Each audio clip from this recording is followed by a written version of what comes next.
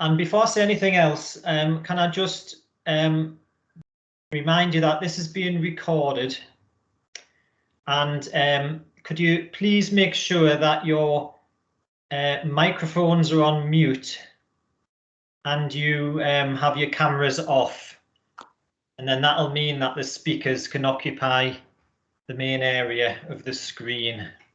So if you could do that, that would be great. Thanks. The other thing is that we've got 2 speakers on tonight, and maybe I think it'll work better if you have any questions, if you want to leave them till later, till the 2 speakers have finished, and then I'll invite you to ask questions on the chat function, and then we can then I can give the questions to the speakers. Mm-hmm. So maybe I think that'll work. That'll work okay. Mm-hmm. Right, so I'll introduce myself. I'm Paul Carter. I'm a lecturer at Sunderland, but I'm also chair of the Hope Winch Society, which was established back in 1984 and has a primary function of staying connected with ex-students of pharmacy at Sunderland. It also has another function, that is to raise money for the Hope Winch Benevolence Fund, which is a fund that supports students who find themselves in financial difficulty during the course. So I thought I'd mention that, and any contributions are gratefully received for that. So yeah, it's always been a privilege to be part of the alumni, especially as being part of the Hope Winch Society, because you get involved with the alumni network, and I'm always really surprised how, well, I'm not surprised now, how generous our graduates are when they've left, and how they're always willing, no matter what stage of their careers, they're always willing to help. They're always willing to share their experiences and help the pharmacists of the future. And I think that reflects really well on our School of Pharmacy, really, and the profession. So yeah, so it's 100 years, and we'll be going, and I'm sure you know it's our centenary year. And this event is part of a series of events we've had through the year, and there's still more to come. So what we'll do at some stage, we'll put a link in the chat function to tell you the events that are going to come, and maybe also we'll give you some of the events that we've had as well, just in case you've missed them, and then you can see the recordings of those. So right, so today then we've got tonight we've got 2 speakers. We've got Briony and we've got Malcolm. So I'm going to introduce Briony first. So Briony is a freelance curator. She is also a pharmacy historian, and she's an honorary lecturer at Cardiff. Amongst other things, she was chair of the British Society for the History of Pharmacy, and she authored our A Century of Pharmacy at Sunderland book, which is a brilliant bit of work. It's really good, and hopefully you'll all have a chance to have a read of that, and it is really fantastic. So that's great. So well done for that. So it's a real privilege to introduce Briony. So the floor's yours, Briony. Thanks ever so much, Paul, and it's lovely to be here. Let me see whether I can share my presentation, because it was playing games earlier. So let's just check that first. Is that going to work for us? Fingers crossed. Is that appearing, anybody? No.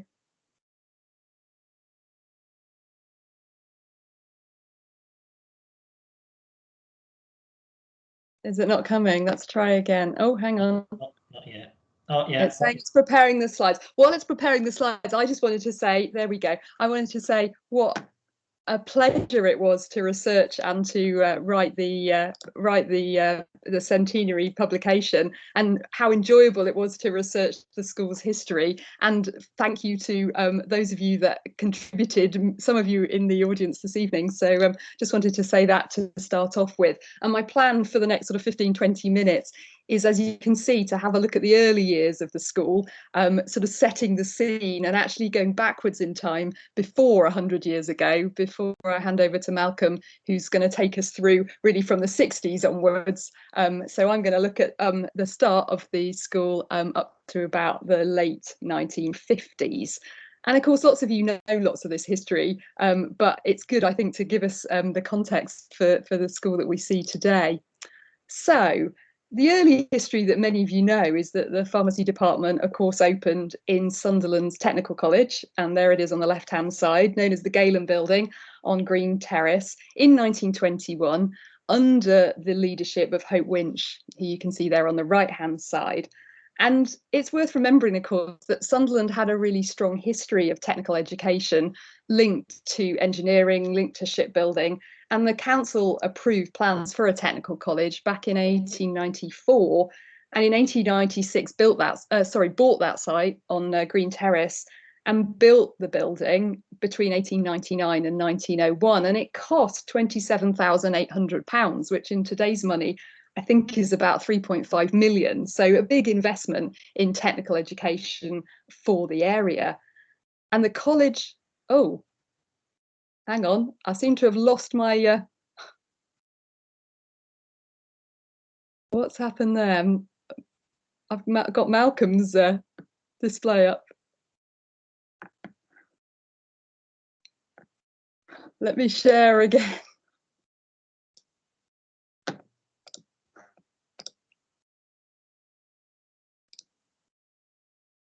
Let's go through the process again. So let me keep talking while we do that. So the college opened in 1901 with a principal, with a head of school, and 4 full-time lecturers in charge of the 4 departments, which were chemistry, mechanical and civil engineering, physics and electrical engineering, and commerce and languages. And those are the full-time courses. And then there were also part-time subjects, part-time lecturers. Let's carry on. Hopefully you can see that now, in subjects including navigation and naval architecture. And of course, we're marking the centenary of pharmacy this year, but there was actually a small pharmacy presence before 1921. There was actually a part-time course in pharmacy run at the technical school from 1914, run on Wednesday afternoons for local apprentices. Hang on one moment. Goodness, why is that not working? Oh, heck, sorry, everybody, that's not working at all. There we go. Sorry, that didn't work, but I'm back there now. So this is the Technical College report from 1914, and you can see the first heading there says Materia Medica and Pharmacy, with a lecturer, S. Dunstan, who was a member of the Pharmaceutical Society. So although we're celebrating a centenary, it's actually a little bit longer if we look at the broad history of pharmacy education within the Technical College. But actually, we can go further back than that. So I thought, as I say, I'm setting the context here, that we should look at pharmacy education and how Sunderland came to have a school of pharmacy in the first place.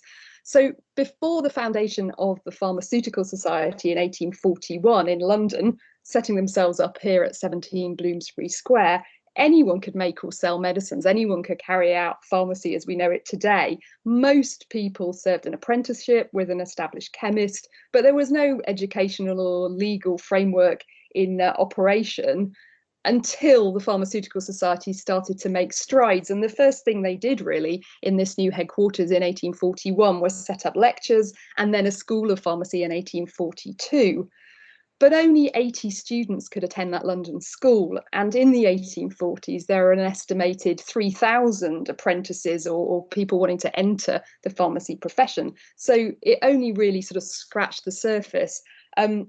What was a major catalyst was the Pharmacy Act of 1868, which made it compulsory to join the Chemists and Druggists Register in order to work as a pharmacist.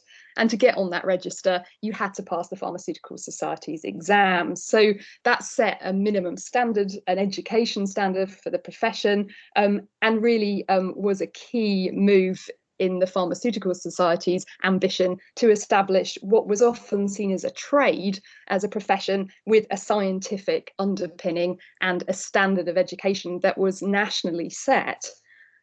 But of course, this is all happening in London. What's happening in Sunderland? How did you train to be a pharmacist in Sunderland before the Technical College opened? Well, in the research that I've done for the booklet, I found, going back to the list of founder members of the Pharmaceutical Society, which was published in 1842, there were 7 men from Sunderland, and they formed a branch of the Pharmaceutical Society, one of 29 across the country. Jeremiah Sowerby was named as president, John Rousen as secretary. Both give addresses on the high street with their pharmacy premises. So clearly there was a community of pharmacists in Sunderland at that point who wanted to engage with the national body, who wanted to make their links, even though they were clearly geographically a long way away from London. And as a result of that Pharmacy Act in 1868, which made registration compulsory, 17 local associations were set up across the country, and 11 of those had plans for teaching. And one of them was the Sunderland Chemists Association, which was set up on Wednesday, the 17th of March, 1869, with a meeting of chemists and druggists at the Crown and Sceptre Hotel. And they set up lecture series, they set up classes in chemistry, in botany, in poisons and materia medica, and they consciously linked those with the Pharmaceutical Society's minor exam. And then we get the, I'm trying to get these slides to work. Yeah, we go. And then we get the foundation in 1879, so 10 years later, of Sunderland's Chemists Assistant and Apprentice Association. It held its first meeting at Lockhart's Cocoa Rooms on the corner of William Street. But it had ambitions for something grander, and it started to arrange meetings at the Athenaeum on Fawcett Street. It seemed to boast quite good attendance. Local employers supported it, and it established a library and a materia medica collection with donations from suppliers and manufacturers. In the first year, the classes that were set up had 15 people, apprentices attending, chemistry and materia medica, and they also set up a chemistry lab. And in the 1880s, they even set up a 3-year programme to prepare students successfully for the Pharmaceutical Society's exam. And the majority of teaching was carried out by Sunderland pharmacists. So I think that what that shows us is, yes, we're celebrating a centenary, but actually there was a lot of support in the local community from local pharmacists for a long time before the formal courses were set up. Now, the name that we all know, of course, is Hope Winch. And just to remind ourselves, she was born in 1894, just outside Northallerton in North Yorkshire. In 1912, she spent a year at the Royal Victoria Infirmary in Newcastle, training as a pharmacy dispenser. And she qualified as an apothecary's assistant in 1913. And again, as a result of the research, I went to the Society of Apothecaries and found that there are her exam results. Not sure whether you can see those clearly on your screen, but there she is with the results of the 3 parts of the exam, which were practical pharmacy, prescriptions and pharmacy and chemistry. And she actually got the highest marks in her cohort. And then, unusually for a woman, and not one based in the south of England, the next thing she did was she attended the Pharmaceutical Society's School of Pharmacy that we saw was established in 1842. This is her year group photo, and we've pored over this, and we think she's probably there, but all guesses gratefully received. But she excelled at the school. She took the chemist and druggist exam, passing in 1917, winning medals and awards. She went on to pass the major exam, becoming a pharmaceutical chemist in 1918, further medals for high achievement in her exams, and a scholarship for pharmaceutical chemistry in the Pharmaceutical Society's research lab. And at the end of 2 years, she also qualified as an associate of the Institute of Chemistry. And the next thing she did was respond to this job advert, which was for lecturer in pharmacy at Rutherford College in Newcastle upon Tyne. And she took up that job in September 1920, but reportedly was unhappy with the conditions there. So what happens next? Well, Sunderland College, just to go back a bit, the technical college had been running this part-time pharmacy course, but it wasn't until the impact of the First World War in Sunderland, but also in pharmacy schools and technical colleges across the country, that any significant further action was really taken. And it was the impact of servicemen, demobilised servicemen coming back from the First World War that really made a big difference to technical and vocational education across all sectors. But for pharmacy, of the 4 million demobilised men coming back from the First World War, about 4,000 applied to central government to get a grant for state-aided pharmaceutical training. So that's great, 4,000 new men coming into the profession. The problem was that the capacity of the existing schools of pharmacy was only about 500 students. So the Ministry of Labour approached the Pharmaceutical Society to say, you know, what about it? What are we going to do? We need more places and more high quality schools to train these men. And this man, Ernest Saville Peck, was given the task of travelling around the country to technical colleges, to universities, to check that they had facilities and staff so that they could take on this influx of new students. And the course that he was looking to be run in this period was called the qualifying exam, which had been newly worked up from the existing minor exam in 1918. And it was in two parts. So the first part was pure science, so it's chemistry, physics, and botany. Once you passed that, then you could take the second part, which was applied pharmacy. So it was materia medica, it was pharmacy, including posology, study of dosages, translation and dispensing of prescriptions, and poisons laws. And in just 3 months, Saville Peck arranged courses institutions to run both the Part 1 and the Part 2 courses in 25 institutions, and some extra to do the Part 1 to respond to that demand. And this is the list of schools that was published for the first time in August 1920. So we've got 13 schools that were approved to teach Part 1, and we've got Sunderland Technical College there. And we've got another list that could teach both Part 1 and Part 2, and we've got Rutherford College there. So Hope Winch was still based in Newcastle at this point, and when Ernest Saville Peck inspected Rutherford College, he could really see that Miss Winch's unhappiness there was something he would support, and it was rather euphemistically reported that there was a disagreement on the matter of policy, which led to Peck meeting Mr. Mundella, who was principal of Sunderland Technical College, to discuss whether it was possible to set up a school in Sunderland that could teach both Part 1 and Part 2, so be the fully fledged pharmacy school that Hope Winch aspired to. There were rumours that part of the discussion was that if this was agreed, there would be no other pharmacy schools approved between Leeds and Edinburgh, so that Sunderland had the geographical advantage. And of course, as we know, this all came to pass. So in August 1921, the Pharmaceutical Society's Council approved Sunderland Technical College to teach both Part 1 and Part 2, and Hope Winch transferred from Newcastle to Sunderland as its first full-time pharmacy lecturer, and that's the centenary that we're really celebrating this year. And alongside the 25 servicemen who had government funding, there were 3 fee-paying students, 2 of whom were women. So what was happening from 1921? So the primary course, as I say, was the qualifying exam, Part 1 and Part 2. And the fee, interestingly, was £31.10, which is about £14,000 in today's money. So it wasn't a cheap course, but as I say, the majority were funded from central government. And as we can see from this page in the prospectus from 1921, other courses were also offered, including the assistance exam from the Society of Apothecaries that Hope Winch herself had taken to qualify as a dispenser.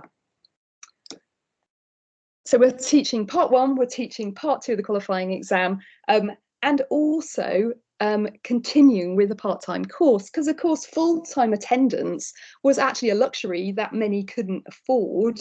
And for some returning servicemen in these early days, it was something that wasn't necessary. They had existing experience. They needed to top it up in order to qualify. So we've got a variety of courses available, and you know, right from 1921 onwards, it wasn't just one full-time course. And as we know, it's almost legendary. The department was allocated just one double-sided bench with student lockers in the chemistry lab.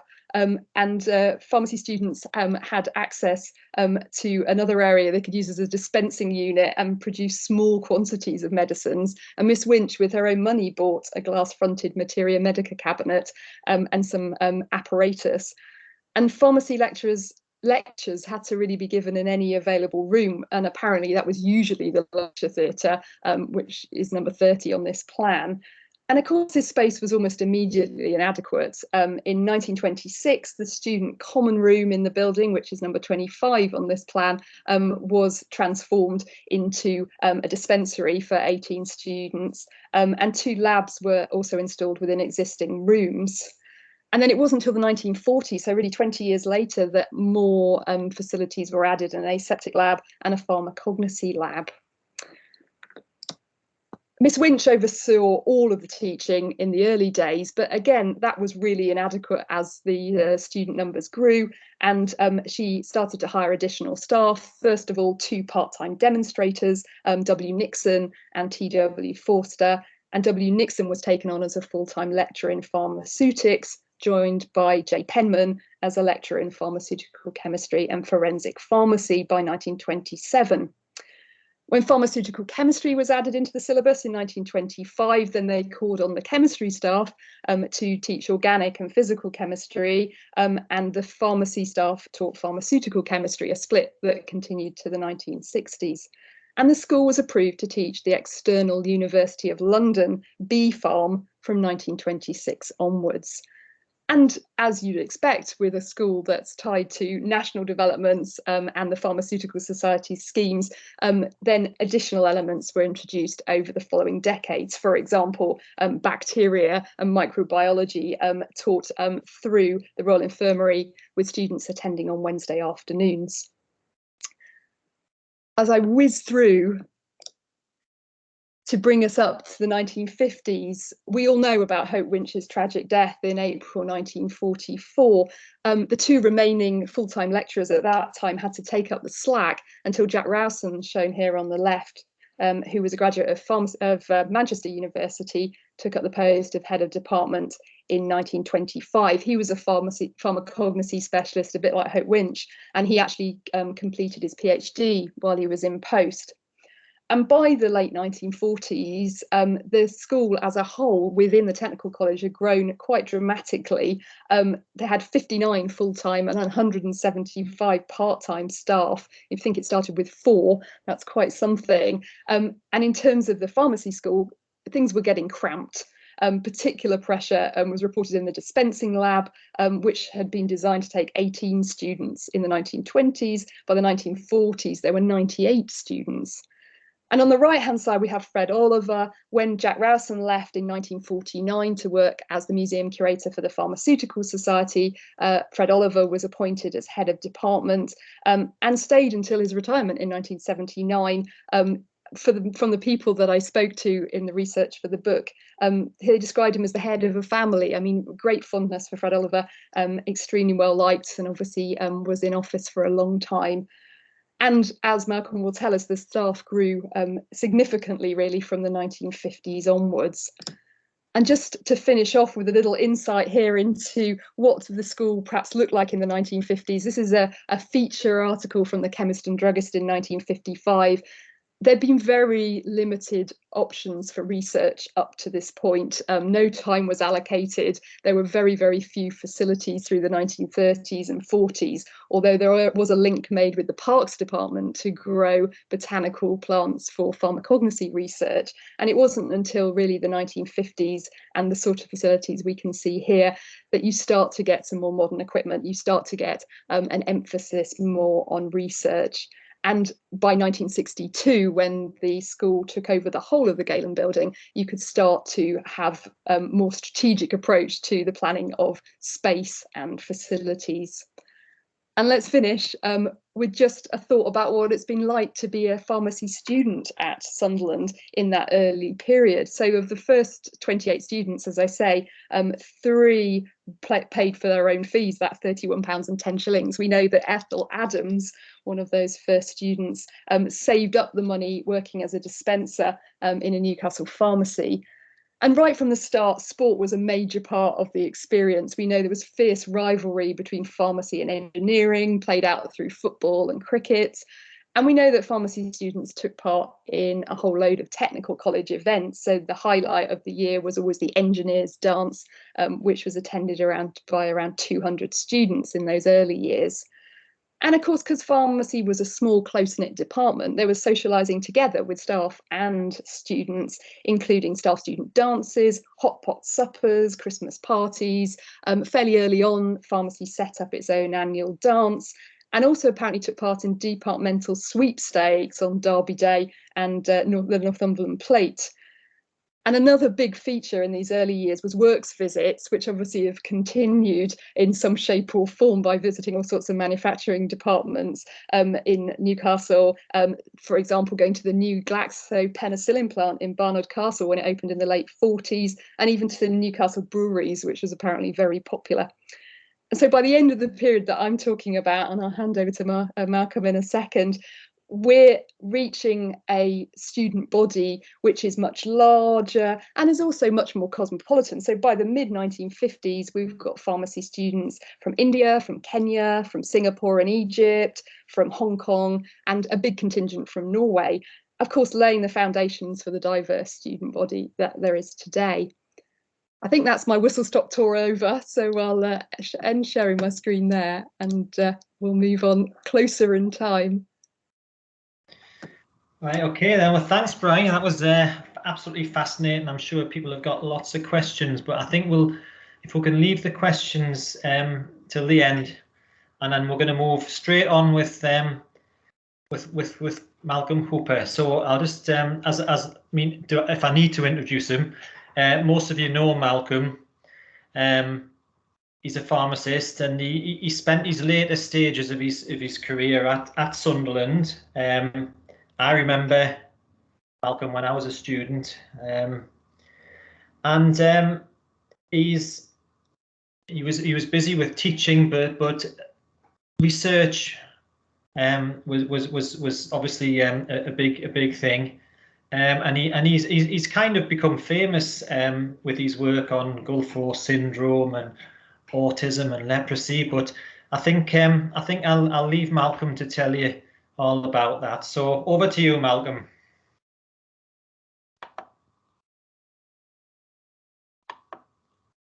Malcolm, you're on mute.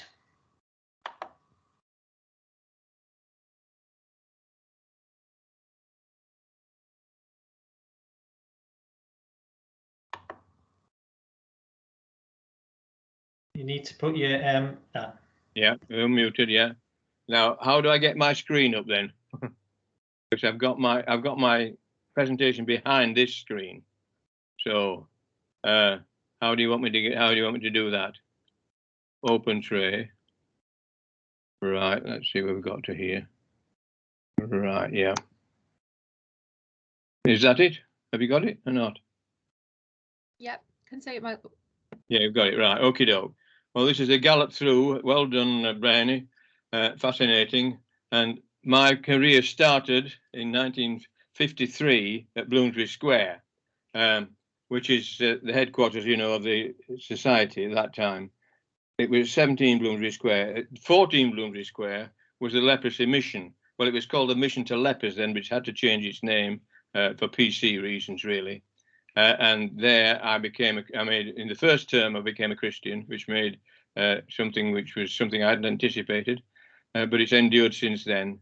And I spent all my time in Bloomsbury Square, which was the previous Sardinian embassy. That tells you how old it was. And then I moved on to Brunswick Square to do my PhD. So that's where I went there. I came to Sunderland in September '59.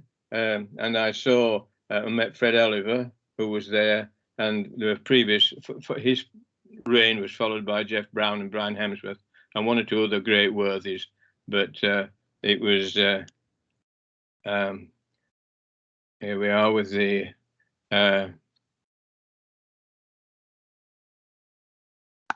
sorry, this is the Galen building. I spent all my working life at Sunderland in the Galen building, and it now doesn't exist any longer. It's the Varsity pub. It's not on the maps that we've got. So there was, we were famous for creating a nuisance for the staff in pharmacology who were at the top of the building, and our labs were at the bottom, and the vents from the fume cupboards came out at the top, of course, and they didn't like it. So that was a bit of a problem then. Oh, come on, when I arrived, some research was being done, notably by Betty Jackson, who was the reason why I came, because her reputation was well known at the London School of Pharmacy, where I was at the time. And it then began to gather people there who from all parts of the globe, really, and a lot of appointments in PharmChem, MedChem. There's George Wibberley, some of you will remember, and Ronnie Coots. George came from Nottingham and Ronnie from Strathclyde. We became very good friends and worked together, but they both moved on fairly quickly to Saskatoon in Ronnie's case, and to Aston in George's case, and both became professors then from that. We began to publish our joint papers in 1961, so I arrived in 59. We were publishing papers in 61 and onwards from that, and we were publishing the let me just show where.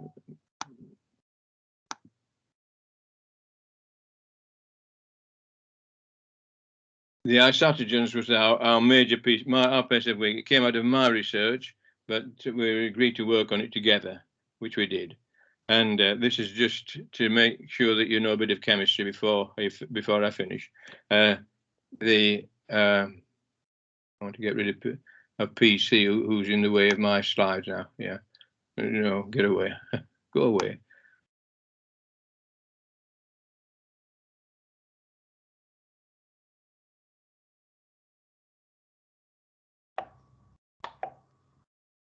It looks like Malcolm's accidentally logged himself out, so hopefully he'll be coming back in a minute. So if you can just hang on.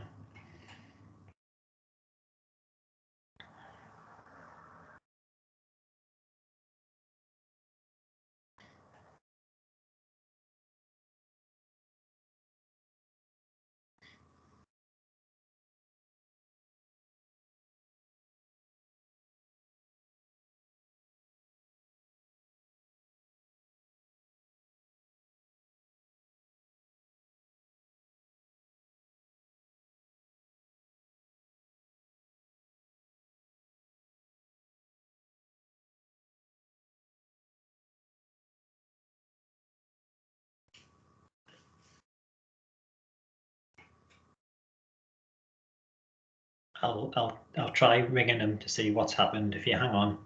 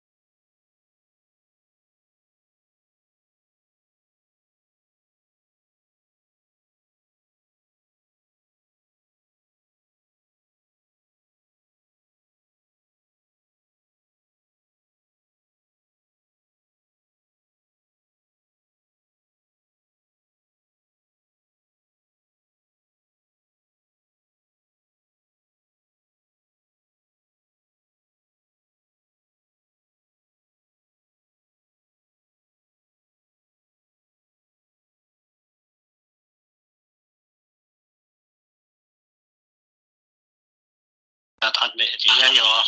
Yeah. Right. Now, open share tray and see what happens. Right.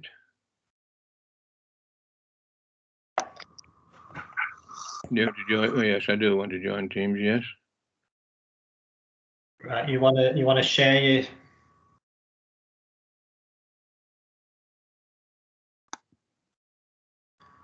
Right, where we started again. Where's the sharing? Open the share tray, and that's the one that I'm after now. But I'm just getting the Teams thing coming up again. Right, that's it. Right, we're back on. Can you see me? Yeah, yeah. I can't see my screen now. Well, we can see your slides. So. Can you? Yeah. Well, I can't see them. I don't know where I am then. Let's get rid of that. Right, I can see. Can you still see? Can you still see my screen? Yeah. Yeah, Yeah, right. yeah, we can still see your slides. Yeah. Yeah, right. Well, let's just slideshow. Let's go. Right. Where have we got to? Right. Let's just. Right. This is the biochemistry and the pharmacology, and the two lads who got PhDs both finished up in industry, really. Now, this is an interesting slide. There's a man there with hair that you may recognise.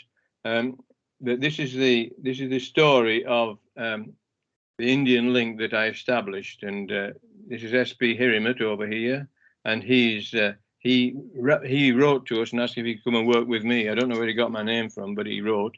And we agreed to that. And the local authority were very far-sighted in doing that. This is Shiva outside the old building with who will remember the great mural that we had on the outside of this, what was then the Student Union building, really, part of this is my family. It's John and Paul and Susan, Shiva and me there at the university then. And this is just to prove that we did some work, but the people who did the work were the people in the white coats. This is me and this is Shiva again, just looking as though we're doing a lot of work and to impress people like you. This led to India, and this is the Indian trip, which was, we're not seeing the slideshow.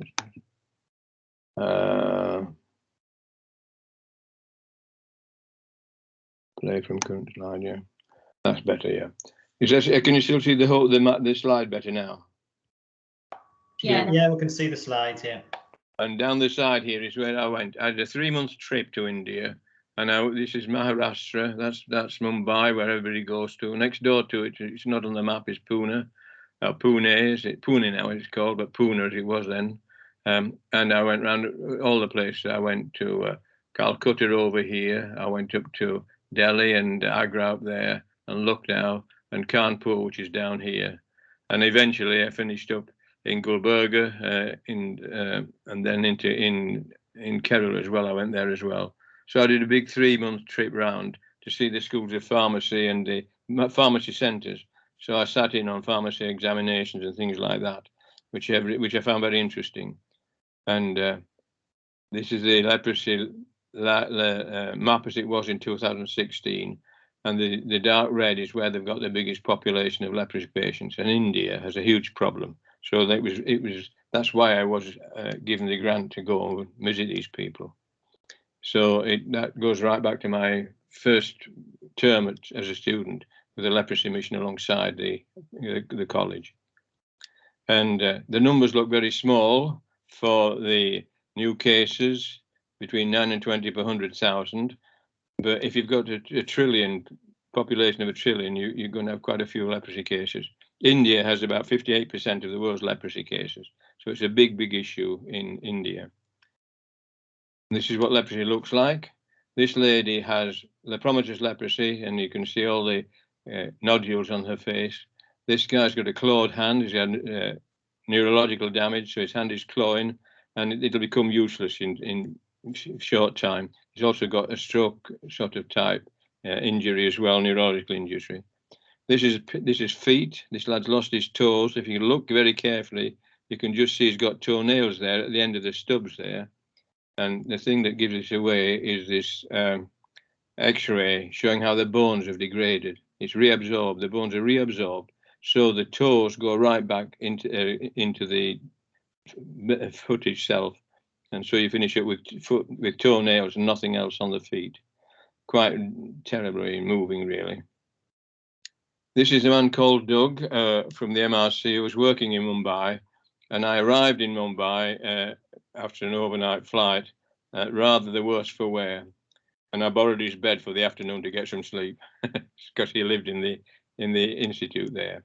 And this is just my first sight of Mumbai traffic, and I think you can see the ox cart there, which was a bit of a shaker for me. I didn't expect to find an ox cart there. But Dr. Mahadevan was doing the testing for our compounds at that institute, Foundation for Medical Research. This is me with Dr. Biduri at Kolhapur and Miraj. And Miraj is a big hospital there, which is it's also a major junction on the railways, so it's easy to get to. These are just some things around Bombay. This is the Science Institute. This is a lovely tree, a jacaranda tree, which is a purple thing. And this is what happens in India. When you go anywhere, you get garlands and everybody's very kind and welcoming. Now, at Agra, the leprosy centre, from the room of the director, you could see the Taj, and everybody wants to see the Taj, and that's just to show that I went to India, really. This is a map of Gulbarga, which is, I don't know why it's come out so badly, but up here is Gulbarga in Karnataka state. If you remember from the India map, there's Karnataka state, and there's Gulbarga up there, and there down here is Bangalore, and here on the coast is Kuvempu. So there's Gulbarga, Kuvempu, and Bangalore. Most of our work in the India link eventually was in Gulbarga.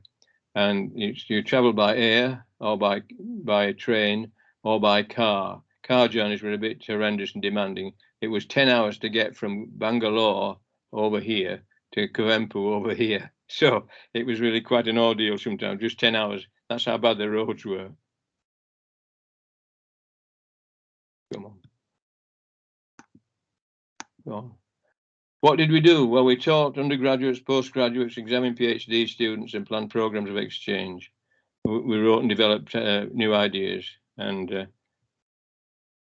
let me go back. No, and we gained funding from industry, from the Overseas Development Administration, the British Council as well. This is the fella here in the corner here. This man with me, I'm circling, was Dr. Kulkarni at Pune. And he worked with the isatogens and made them, did some dye stuffs with them and found that they were very good dyes. We also worked on antimalarials, and we're beginning to establish our tropical diseases interest then. And this is Ayurveda, which was an interesting, I don't know if you know about Ayurveda, a system of medicine in India. It's a very ancient system, it's well developed, and it's producing new drugs. Bhushan Patwardhan was at the University of Pune, and I gave some lectures on Ayurveda and modern drug design there from the Tropical Diseases Chemotherapy Research Unit, which we'd established at Sunderland by that time. This is ashwagandha, what it looks like. The name means horse urine. It smells of horse urine. That's what the name means. Not very romantic. And we brought back the project with Stephen Chan, a project student, and David Adams again, and Rosa Anderson doing some modelling. So that was interesting. This is a cartoon, which is the doctor will see. Well, cannot see just yet, but he's wrestling with new medicines from internal medicines from resources which are natural sources. So it's just a comic thing. It doesn't come out very well here, I'm afraid. This is the Great Worthies. This is me with hair. That's Jimmy Hurst without hair. This is Shiva. This is John Love. Some of you know John Love and remember John Love, and Ross Anderson and Roger Stevens. Now, of those people, the only people who are alive is John Love and myself. And Sheba's died now, Jim's died, and Ros died as well, sadly. John Love really became a very key guy in all this because he was the one who developed HPLC and separative science, really. And he got a lot of good links with Indian drug industry and brought back some students doing novel development of novel compounds for skin treatments. The point of this is that this is not, and I was not a one-man band. I didn't want to be, and I wasn't. And all these people were involved and contributed. If I've missed anybody out, I'll apologise for that already. But let's see what happens. Then George Wibley got me in more trouble. He was at Aston now, but he recommended that I could go to Dar es Salaam as their external examiner in MedChem, and so off I went to Dar. The buildings look great. There's not a lot of things in them though, but we got some very useful students there. There were 3 scholarship students who came from Tanzania: Ambrose Hayole, Veronica Mugele, and Siegfried Munongo. They all got PhDs working on novel tyrosinase inhibitors, which were designed as possible anti-leprosy drugs, and supported by Dr. Beveridge, who did some very useful testing as part of their PhD theses. Novel phosphonic acid analogues of diaminopimelic acid. Those who remember your chemistry of mycobacteria will remember that. And we did some work on that, and with Dr. Harmers in Belgium on anti-TB and anti-leprosy drugs, which was very fruitful. Mark Chapman worked on this as well. He got the short straw because he tried to make a compound that wouldn't exist. Once he took the protecting groups off, it just rearranged into something that made an alene, which became much more reactive and caused a lot of problems. We had excellent support from our postdocs. Halton Foster was in the lab there. Jimmy Lee was a technician around the lab, and Heather Imam was with us for many years as a postdoc. And David Self was funded externally to work on dapsone analogues. Colin Jackson, some of you will remember, he brought ESR to the department and allowed us to look at free radicals, especially of accessible tyrosine and tryptophan groups in globular proteins. And this was John Clough's PhD, supported by John Maxwell.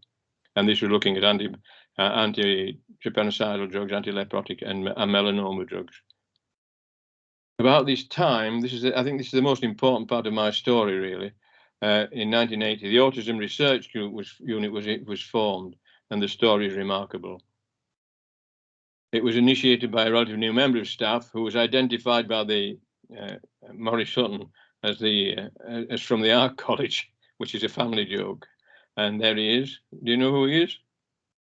It's Paul Shattuck with his son Jamie. Jamie was found to be autistic, diagnosed as autistic. But Paul took that on. It was psychosocial and behavioural treatments that were offered. But he established schools for autistic children in Sunderland and began to do some science, looking at urinary metabolites, simple molecules of peptides and proteins. And the thing that turned up from that was IAG, indole acrylyl glycine. And that's the structure. Some of you may be able to interpret it and understand it.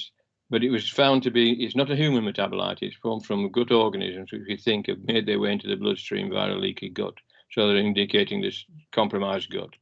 And in addition, he worked on proteins and peptides, which we're not going to have done any of that work at all. And the opioid activity is caused from neuropsychiatric symptoms.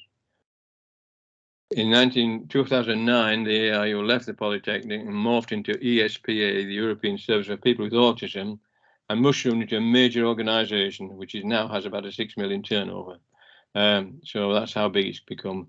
The ASA was established with 2 dynamic researchers, Paul Whiteley, and this is Paul, as you will recognise him, with about as much hair as I've got.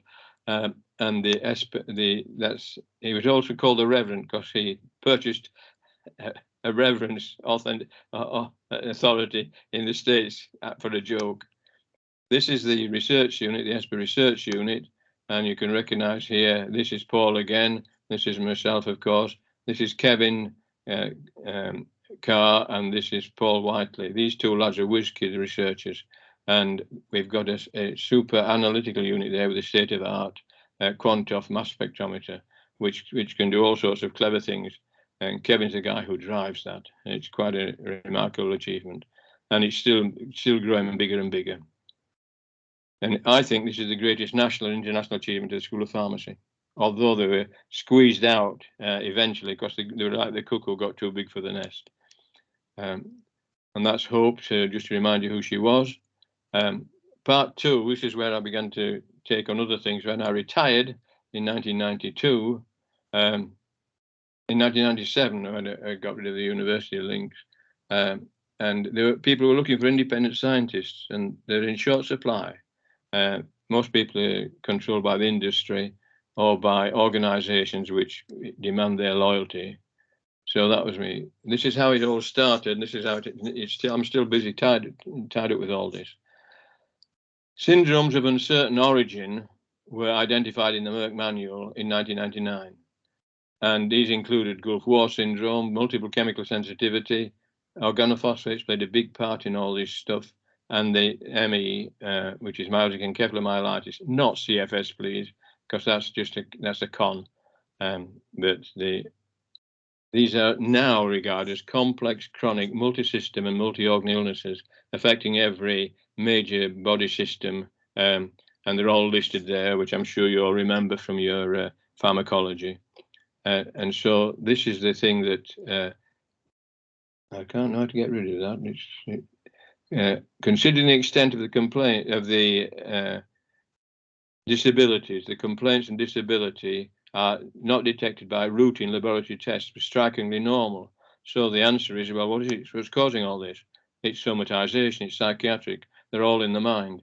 And that's been the big debate with all these issues. And I've been very much immersed in that. Of course, it's not psychiatric or somatization. There are underlying features that have now been identified. This is the Gulf War work. The Gulf War vets were exposed to pyridostigmine bromide in nerve agents. They were injected with up to 12 in English, 12 to 14 injections on one day in the UK, 17 or 18 in America. And to think that that was a sensible thing to do was just crazy. So we gave the injections, and we also gave them NAPS tablets. So we were poisoning them, really.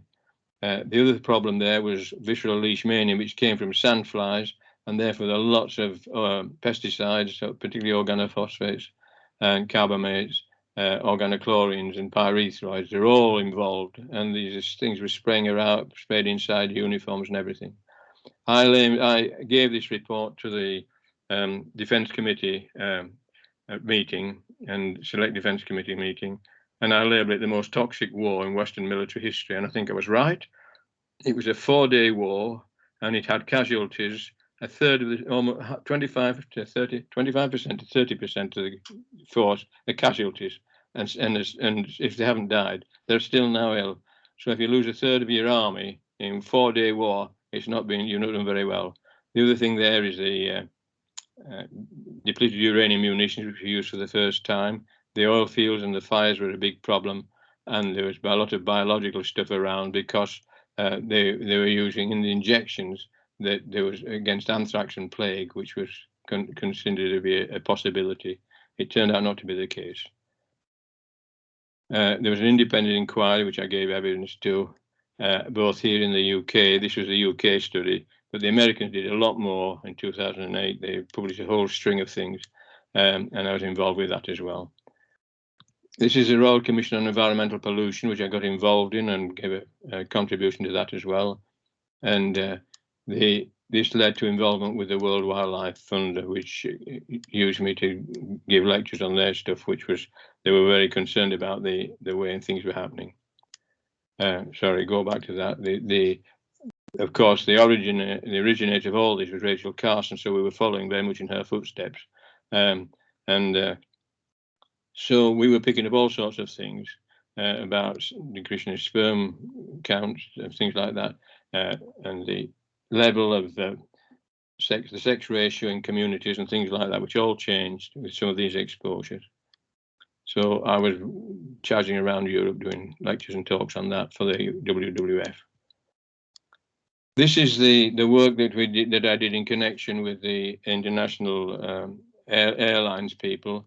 The GC is AQE, is the Committee for Quality Environment. It's to do with cabin air. You may not know it. You ought to know it, and you should be worried about it, because all cabin air comes into the aircraft is carrying fumes from the oil in the engines, and that oil is all organophosphates, cressyl phosphates, tributyl phosphates, tricressyl phosphates. So everybody's getting a dose of neurotoxin or OPs, and this is causing a lot of distress, some deaths, and a lot of serious long-term illnesses in cabin crews particularly. And payments have been made by some of the airlines to their staff, which is really a tacit admission that that's the case. But oh no, it's all in the mind, you know. This is glyphosate now. This is GM in crops. It's a broad spectrum herbicide, which is used particularly in GM crops, but it's used everywhere. It's sprayed around houses, it's sprayed in firms, and it's everywhere present. These are just some of the selections. It's in beer, it's in white bread, and this is rather ironic that Warburton have got this paper, white plus, well, it's plus glyphosate, it's there. And they all say the dose is too small. But if you're getting on a daily dose, you're getting a cumulative dose, and we don't really know what the consequence of that is, except in animals, and it's not good for them. It's found in breast milk in the United States, which is not good for the babies, and it's found in urine in high levels in the United States, in England as well, but high levels in the States. So that's the GM story, and it's still going on. This is links us back to the autism unit, because this is the work by Stephanie Seneff, and she's plotted the rise in autism with glyphosate, and you get these curves. It's true for many instances, not just autism, but this is the example of autism that I've picked out. And there's thyroid cancers, obesity, senile dementia, and metabolism inhibition of P450s, Parkinson's disease, pernicious anemias, mitochondrial disease. So that's work by Stephanie Seneff. She's done a lot of that from in the 2010 and 12 until the present time. And this is a recent study that was done, which I referred to when I went with Paul Shattuck to Turkey to a big conference that we both spoke at. The odds ratios for prenatal exposure to glyphosate in pregnancy and infants shows an increased risk of autism spectrum disorders with comorbid intellectual disability at 2000 in the year 2000. So this is work that's shown that this stuff is not good for us, but we're still using it in vast amounts everywhere, and it's ubiquitous in the environment. You can't escape it. You are getting a daily dose of glyphosate, so am I. It's a small dose, but cumulative doses do add up and cause problems. This is I was very much involved with ME, which is the man I was involved with most was John Richardson, who came from Tyneside, and he worked for 50 years on this illness with his colleague Irving Spur. And they've now two major big research organisations invest in ME, and ME Research UK. I know both the leaders of those, and I've given talks to both of them. ME is the name that should be used. CFS is a complete deception and a misnomer, because it's been used to deceive and cloak the seriousness of the illness. It's a complex disease caused principally by enteroviruses, notably Coxsackie B. It's very controversial, but it was settled in 2016 from a PACE trial study, which was done in 2011, and it was forced to publish its data by Freedom of Information Act, and the proposed treatment, CBT and graded exercise, did not produce any significant improvement. And I labelled it at a meeting I spoke at, and go back.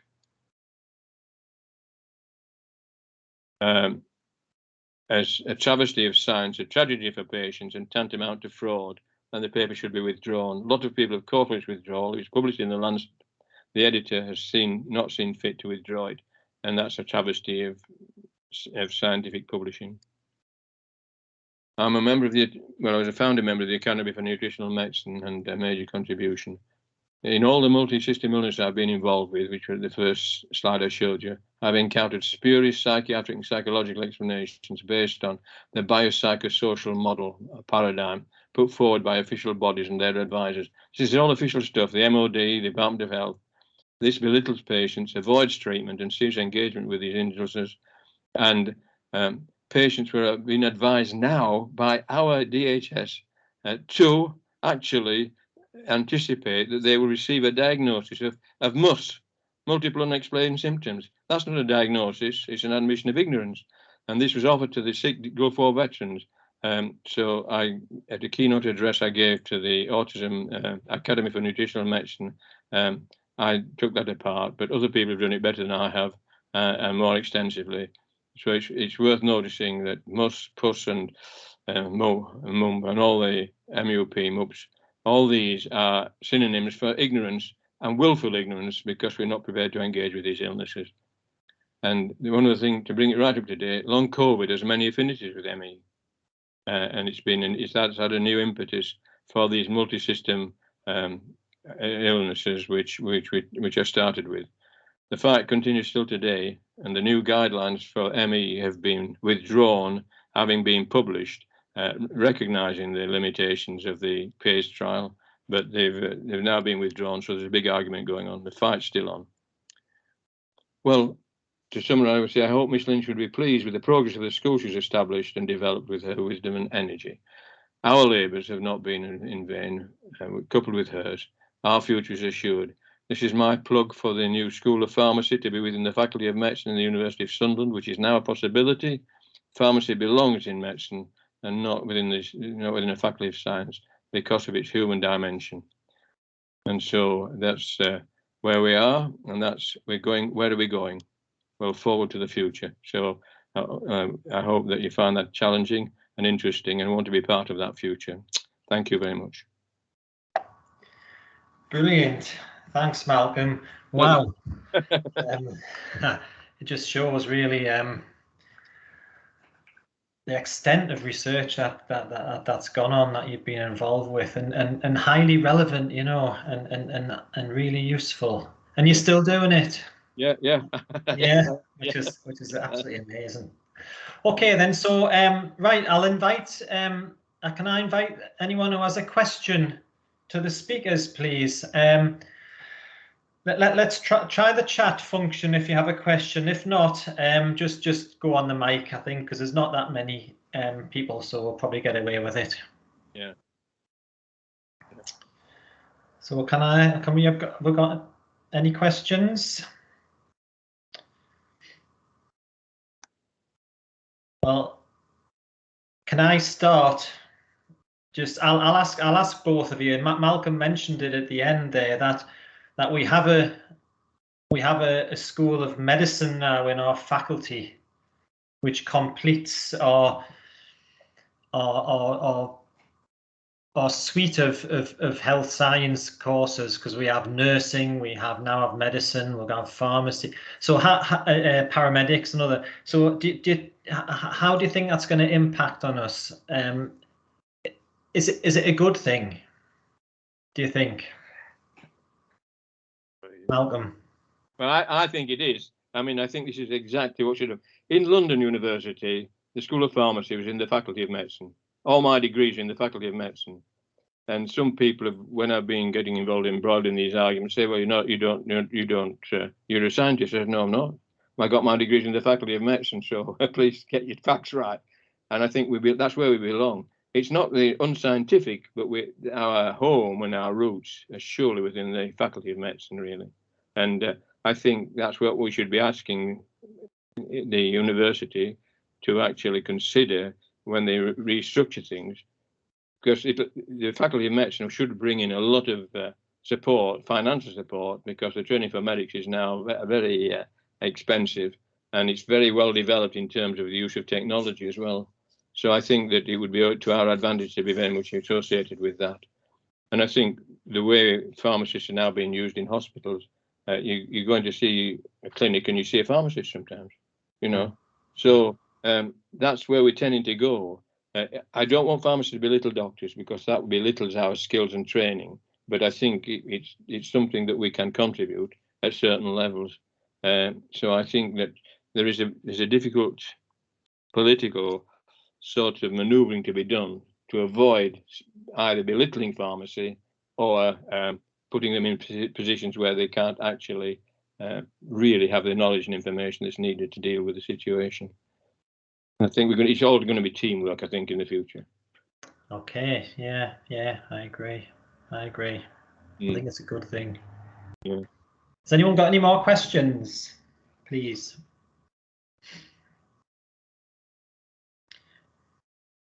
Or trying to take it in. Can I ask one for Briony? Briony, how did you find out all the information so quickly? That's a good question, Paul. I managed to do the whole project without setting foot in Sunderland, which was quite something as well. With a lot of help from a lot of people, you included. So I did some interviewing via Zoom with people like Colin Ranshaw. I worked with one of your pharmacy students, Ken, who was working on a research project and interviewed people like Malcolm, like John Loff, and shared his findings from them. There's a great history of the school which exists that William Nixon wrote, who was one of the first members of staff, takes us up to the early 60s. And then the lovely alumni staff who shared all sorts of information and put out calls to past students who contributed their anecdotes and their photos and stuff. So it was really a big sort of patchwork quilt. And I've been working on the history of pharmacy education for a long time. So I've already written the history of the square of the UCL school now. I've written the history of Cardiff School. So the overall context, I've probably been, it's been one of my research themes for, at least 10 years. So I had that context to slot Sunderland into, and it was a case of getting all of those local stories and what makes the Sunderland school unique. Well, Alison Beanie, she has a follow-up question to that. It says, when looking at the history of Sunderland, did you notice any change in this, the increase in the percent of female students? Obviously, there wasn't many at the beginning. There was, I think you said there was 2 or something, two females to start with. I had one of the things I couldn't get my hands on, and it would be fascinating to find out whether it exists anywhere, is historical student records in any detail. So I wasn't able to sort of carry out any statistical analysis over the decades. But if you look at it sort of anecdotally and the impression, yes, you get a gradual growth in women, really up to the 50s, so very small numbers, and then it really does start to grow. And that's the experience of the profession as a whole. I'm sure that's the experience of people who've been working in the profession. And of course, well, I don't know what it is this year, but it's predominantly a female occupation and cohort now, isn't it? So it's a massive change from those early days. Yeah. What about research, Malcolm? Have you noticed any trends in research for male and female? Not particularly, but I think chemistry has got its natural roots in the sort of male interests and the male sources. Really, they'll often come from chemistry departments rather than from pharmacy departments. But all our people, I don't remember having a female research. Well, I did have one female research student. Yes, I did Katja Rees, and she did it, and Veronica Mugale. There were 2 out of the how many, 12, 14, 16 people I did for PhDs. Right. So that ratio would be, but if you're coming from overseas, I think we get mainly men, and I think the sort of attitude to women in some societies is very much negative really. There was a female Indian student who was supposed to be coming over, but she was sadly killed in a road accident before she could get here. So, but by and large, I would say the research is mainly male dominated. But when you look at what's happening in other areas of science, you see that it's women are beginning to take over, and that's a good thing. I mean, my wife was a pharmacist, so I never qualified as a pharmacist. I took a B Pharm, but I was never on the register. The thing that drove me mad was pharmacy law. I just found it so tedious. I couldn't find any kind of enthusiasm for it. So I just went direct into research. Yeah. Colin, I was conscious you had your hand up. I don't know if you can hear me all right. Yes. Yeah. Yeah. That's right, because I'm trying an experiment here. In that I've got you on the big screen as well. Have you got an echo? A little, yeah, we have, yeah. Yeah, I'm sorry about that. Briony and Malcolm, actually, let me come back. I'll turn one off.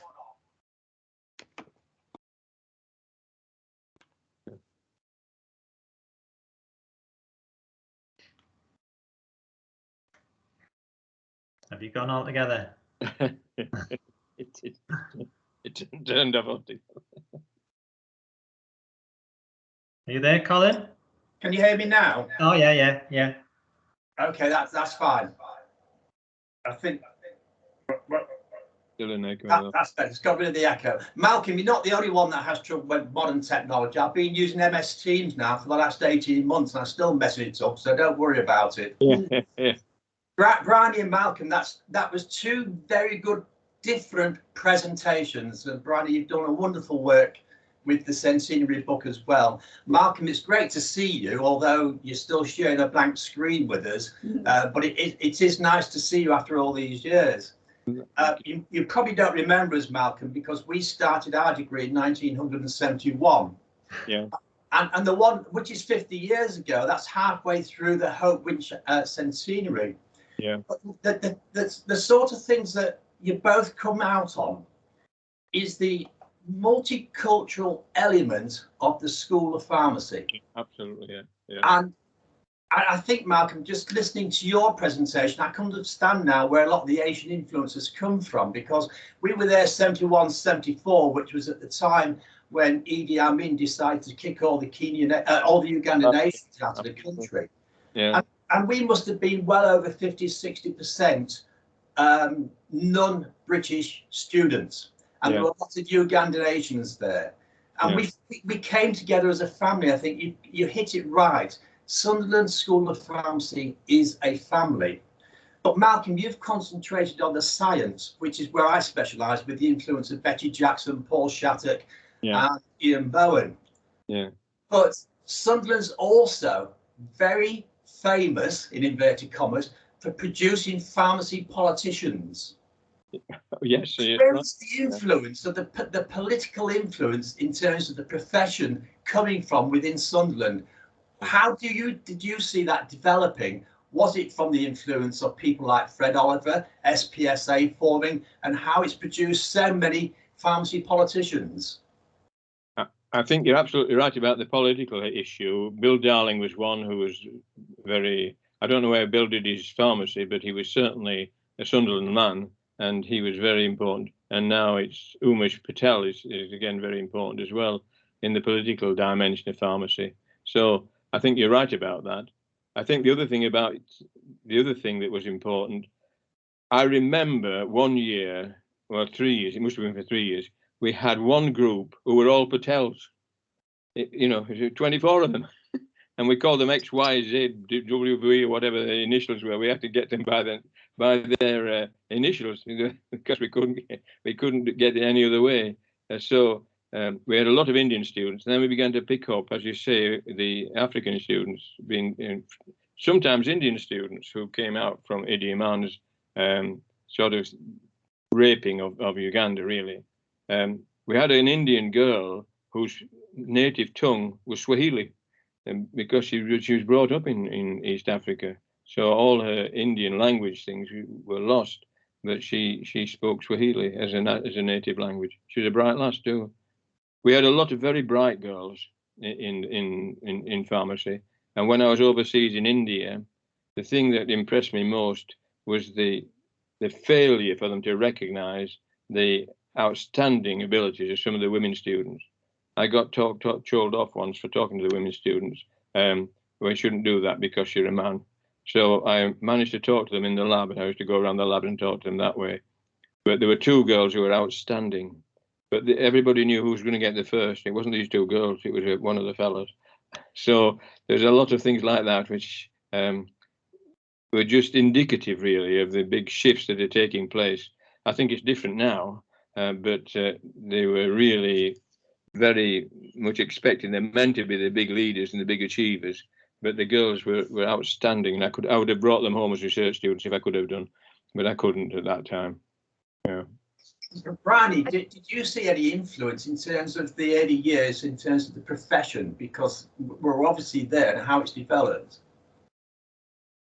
Yeah, I mean, I think just to go back to your point, Colin, about Sunderland producing pharmacy politicians, I think there's something there about how Sunderland has produced confident pharmacists, and I'm not quite sure how I'd unpick that, but confident enough to step beyond the school and say, hey, I want to make changes in the profession, and whether that's partly to do with the school, partly to do with the relationship between the school and the local branch as well over history, because that's always been a really close link. And therefore people feeling that they want to step up and do something regionally or nationally, or with the Pharmaceutical Society or other organisations. So I think it's a tribute really to there's been such a long history of producing really confident pharmacists, confident graduates coming out of the school. And I'm not sure what all those factors are, but that's my take on it. Thanks, Briony. I suppose, Paul, that with David being a professional pharmacy politician, he probably has done better than you then, has he? Well, I think the SPSA has had a big influence as well. I think that's a fairly, I think Briony, you'll agree, that's fairly a unique thing to Sunderland, having a student body that's been active for so many years. Yeah. It's not necessarily it's not unique in pharmacy schools. I mean, there's the UCL school now had a student body from 1912, Welsh Pharmaceutical Students Association, again long-standing, but there seems to be something extra in Sunderland that pushes people forward. So I think that that's definitely a key part of it. Yeah. Okay, then. Well, I'm sorry, but I'm very conscious of time, so I think we're going to have to wrap this up now. So I just want to say thanks very much to Briony and Malcolm for such inspiring talks, and it's given us loads. I'm sure it's given everybody loads to think about. So really just remains me to also to thank the alumni development office. So we've got Lauren, Lucy, Rachel behind the scenes that get everything organised really. And so thanks everybody, and really I just remains me. I just want to say have a good evening then, and we'll see you at another event. Yeah, thank you. Tomorrow lunchtime. Thanks very much. Okay. Thanks everyone. Thank you. Bye. Bye bye.